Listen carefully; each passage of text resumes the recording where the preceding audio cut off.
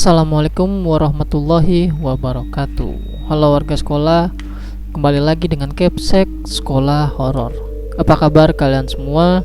Semoga baik-baik dan selalu dalam lindungannya.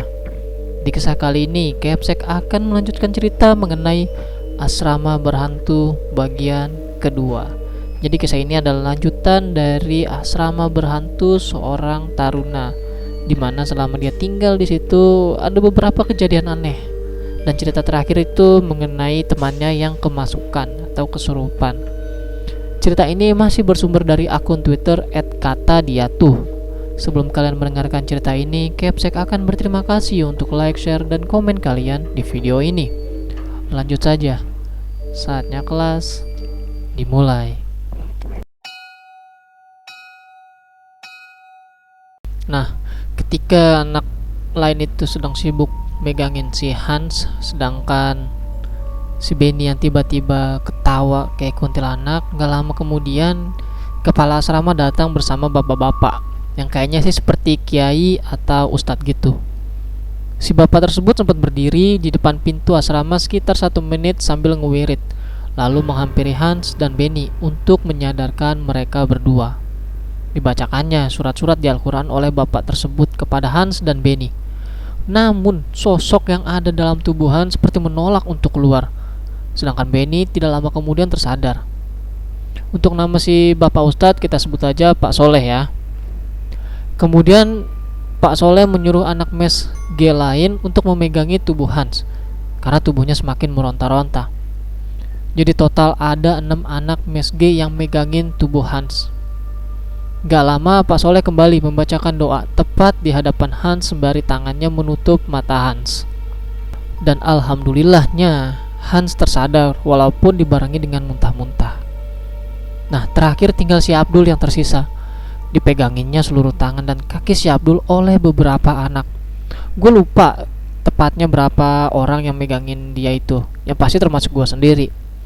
Pak Soleh bilang sosok yang merasuki tubuh si Abdul ini yang paling kuat di antara yang lain. Karena ya awalnya emang si Abdul ini, dia tuh sekarang meraung-raung layaknya harimau. Tapi ketika Pak Soleh baca ayat suci, si Abdul tiba-tiba ketawa dengan intonasi suara yang berat. Lalu dia bilang, "Untuk apa kalian menempati wilayah saya?" Gitu. Nah, kemudian dia bilang lagi, "Kalian dengan seenaknya menempati tempat ini tanpa izin terlebih dahulu. Manusia emang gak punya tata krama, cuma bisa ngerusak lingkungan." Inti dari percakapan tersebut, yang pasti Pak Soleh meminta bernegosiasi agar kami itu taruna bisa nyaman tinggal di mes. Tapi tetap itu sosok tetap kekeh mempermasalahkan kenapa orang-orang yang pertama datang ke tempat ini semenjak gak dihuni sekitar 7 tahun tersebut ya, mereka tuh dulu gak minta izin terlebih dahulu. Anehnya Pak Soleh sejenak lalu bilang kepada kita, "Ini mah bakal susah, mending kita ambil jalan tengahnya aja." Lalu dengan sekuat tenaga Pak Soleh mengeluarkan sosok tersebut dan syukurlah alhamdulillahnya Abdul bisa tersadarkan. Kemudian Pak Soleh bilang kepada kami untuk melakukan pengajian rutin setiap malam Jumat agar suasana mes bisa kondusif selama beberapa waktu ini. Dan pada pengajian malam Jumat yang pertama sih berjalan lancar. Nah, di saat pukul setengah 11 malam, dimana itu emang udah waktu jam tidur, posisi lampu tengah mes sudah dimatiin.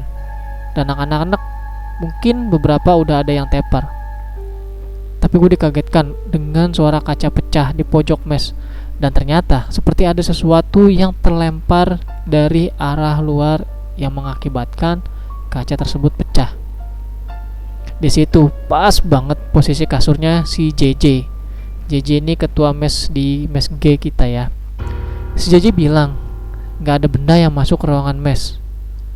Anak-anak mes pun sempat diam sesaat, mungkin karena kaget sama fenomena tersebut. Tapi si JJ mencoba menenangin kita semua dan bilang, "Ya udah, banyak-banyakin berdoa aja dan lanjut tidur. Lagian gak mau kan kesiangan bangun lalu dihukum senior." Karena kena hukum senior di esok hari lebih nyeremin menurut gue sebenarnya.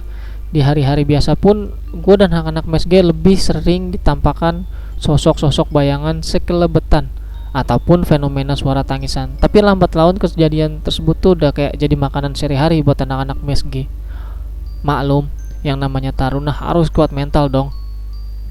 Pernah juga di suatu hari Minggu ketika gue jajan di warung yang lokasinya ada di luar lingkungan asrama. Gue sempat kaget dengar kesaksian penjaga warung. Menurut dia tuh ada saat tahun pertama asrama yang gue tempatin kosong. Di situ ada kejadian wanita meninggal gantung diri di atas pohon yang lokasinya ada di depan WC MSG. Tapi pohon tersebut udah ditebang semenjak kejadian itu. Sempet denger juga cerita anak mes lain, yaitu mes B.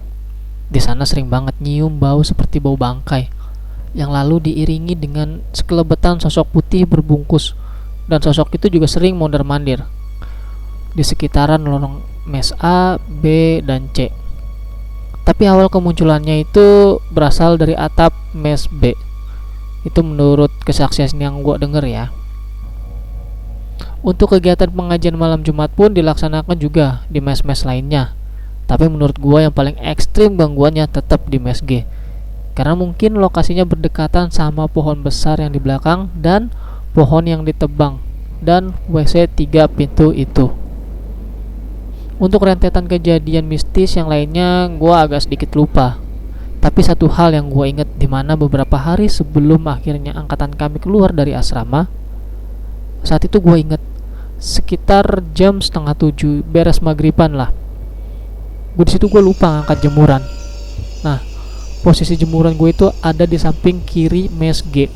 Jemuran pakaian gue tuh letaknya agak belakang, yang dimana itu deket sama pohon tua yang tadi ada di awal cerita. Nah, ketika sedang ngangkatin jemuran, gue lihat tuh di atas pohon tua itu ada sosok hitam berbulu lebat. Mukanya hitam pekat, tingginya sekitar 2 meter lebih, dan ada taring di kedua ujung giginya. Sosok itu seperti lagi menyelinap di antara ranting-ranting pohon. Seketika gue cuma bisa memejamkan mata dan baca surat-surat pendek yang gue hafal. Ketika gue buka mata, sosok itu udah hilang dengan sendirinya. Sebelumnya gue juga pengen tahu cerita dari sudut pandang Yogi. Yogi ini CS gue di MSG. Tapi ketika tadi pagi gue chat dia enggan untuk cerita. So jadi cerita ini pure dari sudut pandang gue semata aja. Dan setelah angkatan gue keluar asrama, anehnya angkatan yang baru atau junior kita itu nggak ditempati di asrama tersebut. Jadi ditempati di kampus yang baru, yang lokasinya nggak jauh dari kampus. Jadi intinya cuma angkatan gue aja yang ditempatin di asrama itu. Alasan utama junior ditempatin di asrama baru sih katanya asrama lama jaraknya terlalu jauh dari kampus dan kurang efektif. Mungkin sekian cerita dari gua. Mohon maaf atas segala kekurangannya. Ambil baiknya dan buang buruknya dari cerita ini.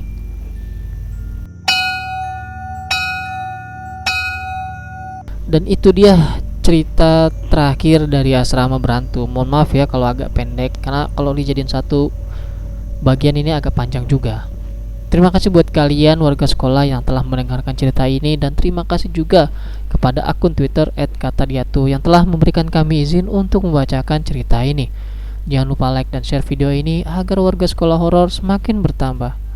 Dan sampai jumpa di kelas berikutnya. Assalamualaikum warahmatullahi wabarakatuh.